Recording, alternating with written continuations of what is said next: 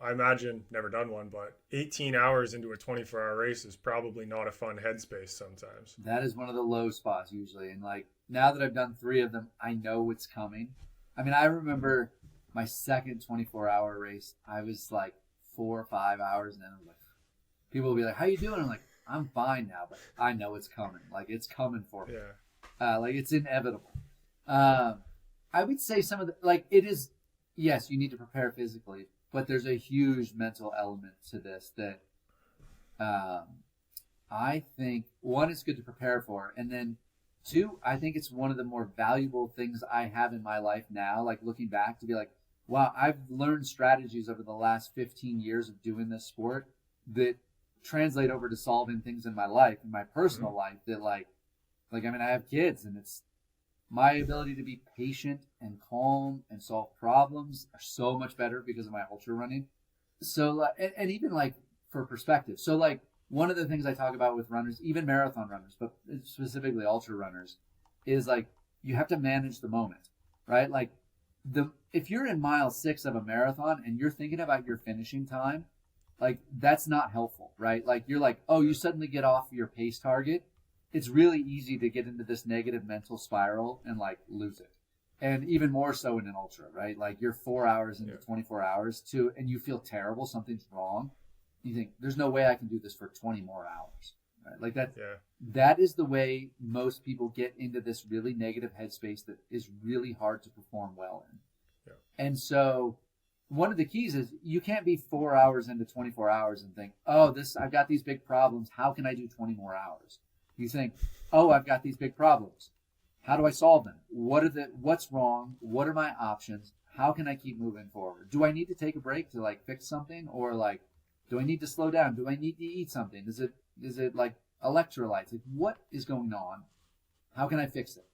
And and with that, I think like the more like calm and sort of like clear you can keep your head, the better. Like I feel like when I transitioned from track and road running to trails, I was like more stressed. I was used to like everything has to be right, everything has to be now, and it was Yeah. just like Split. yeah, Yeah. and it was just like no, you actually need to like be able to like stay calm and it's actually helped me in my road running to be like, okay, what's going on? What's Yeah. the situation? How do I fix it? And and then not be thinking about the finish and my time and my splits so much because like if you don't solve this problem, it's all gone. Like so, like Yeah. stay in the moment and like manage things. Like like when I give, I've got a road marathoner doing, say, someone doing Chicago this weekend. It's like, Yeah. yes, we've got an idea of like a pace that we should hit that like gets us the goals that we want, but it doesn't mean every mile needs to be exactly that. It might be, but like we'll say, look, like here's a target range. As long as you're in that range, and that might be 10-second range, it might be 15-second range, depends on the athlete and how dialed in they are and how many they've done. But it's like, okay, be in this 15-second range. And like, we know based on your training, like, this is a heart rate zone, like between here and here, that like you've been able to maintain fine. Yeah. And then you need your RPE and your perceived effort to be like, how do I feel? And so rather than think like, oh, am I on pace? Am I on pace? Oh, I'm going to hit my goal time. I'm not going to hit my goal time. Like whatever. You're thinking, oh, right now, like that split was in the zone. My heart rate is in the zone. I feel fine. I need to eat. Like they're staying in the moment and managing that. Yeah. And as you get to the like closer and closer to the finish, you can start being more and more aggressive and thinking more and more about that finish line and the time. And that's like what pulls you to the end. It's the same story in an ultra. Like you just have to like stay in the moment, manage it aid station to aid station, take care of your business. And then as you get like to a more manageable distance to the finish line, then you can start thinking about, oh, if I push now, I might get, if I can stay on this, if I can do this, I can get under 24 hours. Or like, oh, like I'm on the podium if I can do this. Like that, then you start thinking about it when it's a more manageable distance, not when you have 70 miles to go. People get in trouble when they start thinking about, oh, I'm on the podium when they have 70 miles to go. Even they have 40 miles to go. Yeah. It was a long time. Yeah. Like it's hard to stay like, to like have that carrot be pulling you for that long. It doesn't work for most people most of the time. Yeah, it's interesting you talk about the like RPE, heart rate, pace type thing. I literally just did a video on this on like how to properly like easy run and using that triangulation of the three. Yeah.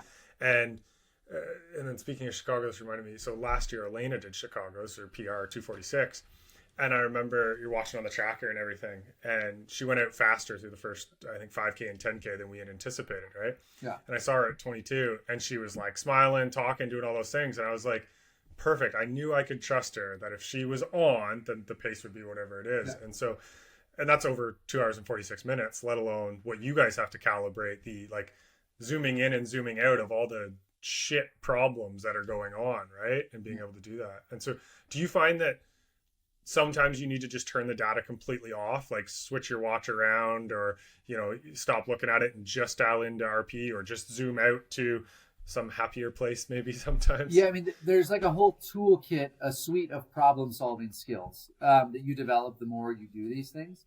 Obviously, working with a coach who has done it can help, like, have things set up. But like I'm going to go do 24 hours. And I know, like, for example, for me, I want to keep my heart rate under 140. That's a really chill effort for me. Like, if I stay in the 130s, I don't really care what the pace is as long as it feels relaxed and the heart rate's in the 130s. Totally fine.